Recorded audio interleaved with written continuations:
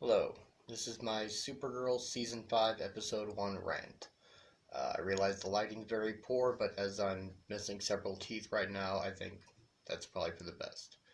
I've loved Supergirl, the show I've been watching since Season 1. I watched Arrow because I was a longtime Green Arrow fan, and I've been on board several of these trains. I still love The Flash. I don't follow Legends or Black Lightning, it's just too many Supergirl shows to follow. But I have to quit watching Supergirl now. The final straw is her costume. Um, there are a lot of problems with the show. The ratio of superhero action to drama has been getting worse and worse, and now we're at Smallville levels, where it's a 5 or 15% superhero action to primarily the rest of it's soap opera drama, which is fine if that's what you like, but it's not really a superhero show anymore. My main point is that Supergirl is not Laura Petrie.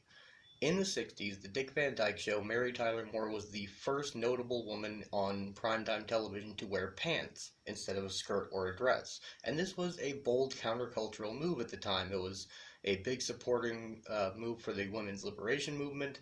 And in fact, as a concession to the conservatives, that is why on that show they sleep in separate beds. Uh, Dick Van Dyke has his bed over here, and Laura Petrie has her bed over there. And this was sort of a concession to allow her to wear the pants, which was a big deal at the time. You can look it up.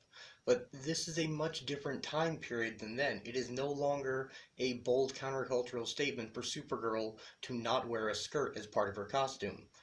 If you look at Supergirl's costumes through the years, every iteration, even the awful Michael Turner one, she still had a skirt. The main problem with this is the show's always been anti-sexism, and that's fine. It's good to be anti-sexism. I'm not a sexist, but this is rabid anti-sexism. It has gone too far.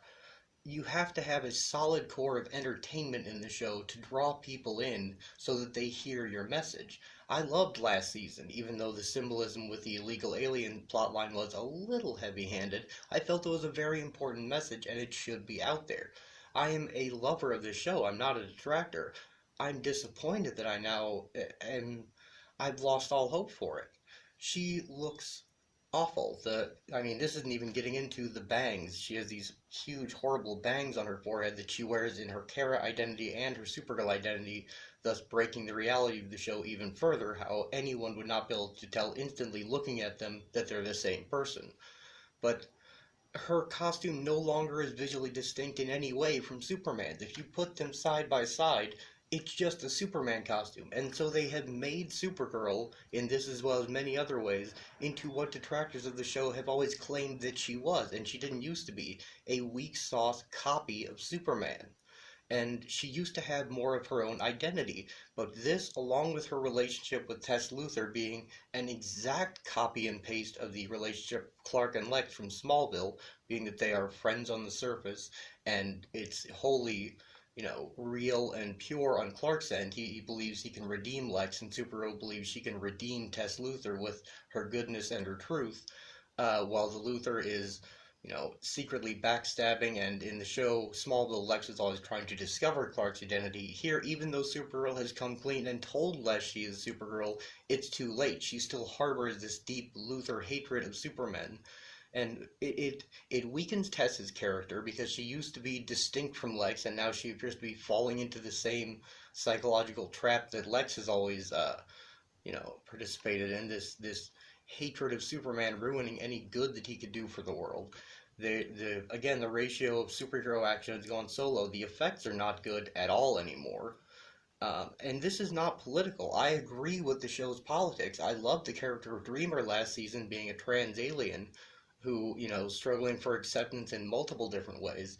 I agree with the show's politics, but it is counterproductive to the message when you have no core of entertainment of the show drawing people in. It is nothing but a soap opera now.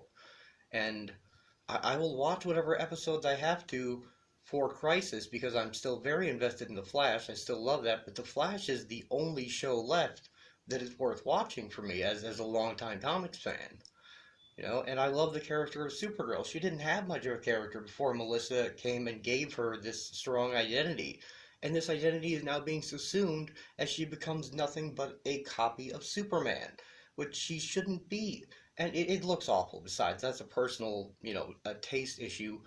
But apparently some people knew this was coming. They released pictures and trailers. I didn't see any of those. I just watched it in the show organically. Her cape is damaged, and then Brainiac 5 gives her a new costume, and when we finally see it, she's very excited to have pants.